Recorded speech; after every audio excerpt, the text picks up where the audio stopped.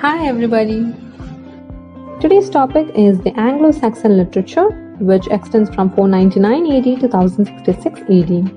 In this video, we'll be learning about the development of early English literature, along with which we'll also be learning the literary forms and content of the Anglo-Saxon period. So, how it all started? This question takes us back to the time when the Celts had different subsects and lived in Europe.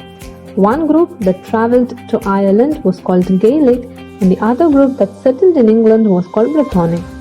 Along with these tribes, by the 4th century AD, the predominant native race in northern Scotland were the Picts. Moving on, we learned that Britain was governed by the Roman Empire from 43 AD to 410 AD. The Romans controlled the whole of England, Wales, and southern Scotland. When the Anglo-Saxons tried to invade the south and east England in the 4th century, they were driven away by the Romans. So what do you think had happened then? Finding it difficult to rule, the Romans started to leave Britannia. By mid-6th century, Romans lost their entire control. They had not even educated the British to guard themselves, because of which the Saxons succeeded in invading Britain. The native Britons were driven out of all of it except Wales and Cornwall by Anglo-Saxon invasions. This was basically the earlier social history.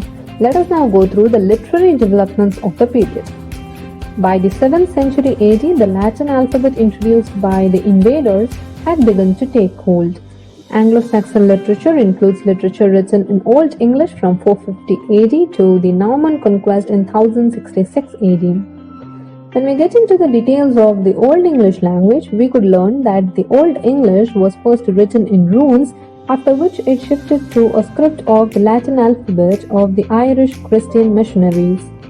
The works of the period include epic poetry, hagiography, sermons, biblical translations, legal works, chronicles, and riddles.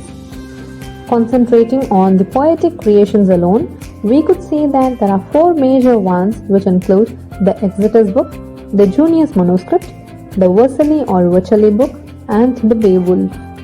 Among these 4, the Exeter Book is the oldest, the most varied, and the best preserved. So what does the Exeter Book consist of? In the first place, it is a 10th century book or codex, which is an anthology of Anglo-Saxon poetry. It was donated to the Library of Exeter Cathedral by Leofric, the first bishop of Exeter, in 1072. The book is said to have 131 pieces with poems and allegories on religion and everyday life. It also contains 95 riddles. Ezra Pound's and W.H. Auden's poems are inspired from Exeter Book. The second important poetic collection is the Junius Manuscript, written in the 10th century, which deals with biblical subjects. It is made of 4 poems, to which titles have been given as Genesis, Exodus, Daniel, and Christ and Satan. The third poetic collection is the Vercelli Book. This book contains 135 folios and was probably compiled and written in the late 10th century. 2 of the 6 poems included in the book are attributed to Canowelf. It also contains 23 prose homilies and a prose of saint, combined with 6 poems. Following the Vercelli Book is the oldest surviving epic, the Beowulf, composed between 700 and 750 AD. The epic poem consists of 3,182 alliterative lines. It was written by an anonymous Anglo-Saxon poet called the Beowulf Poet. The story revolves around Beowulf, who rescues the king of Danes under attack by a monster Grendel. Coming to the religious poetry, we learned that monks contributed a lot of Christian poetry. They were the episodes from the Old Testament. Much of this poetry is anonymous.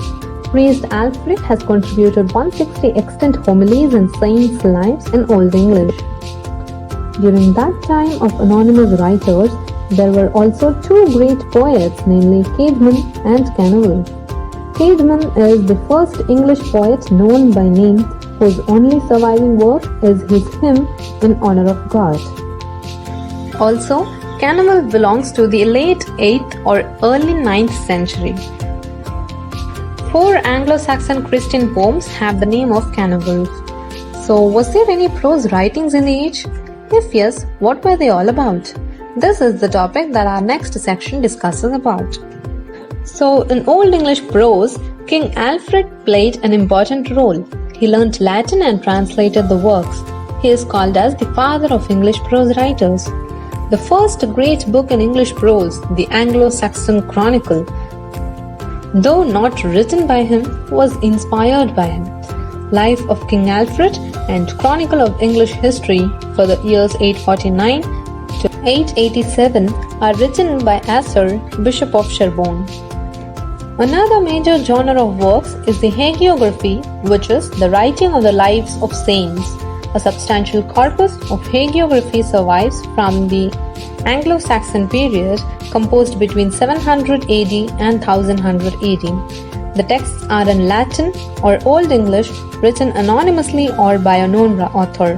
The surviving texts belong to a variety of subgenres including both hagiographical prose and poetic works. Then what are legal works?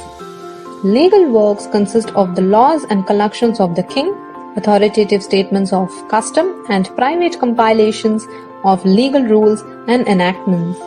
Finally, with the rise of William the Conqueror of Normandy came the fall of the Anglo-Saxon period. The Anglo-Saxon period ended in 1066 AD when the last king of Saxon, Harald, was defeated by William the Conqueror of Normandy at the Battle of Hastings. Thank you.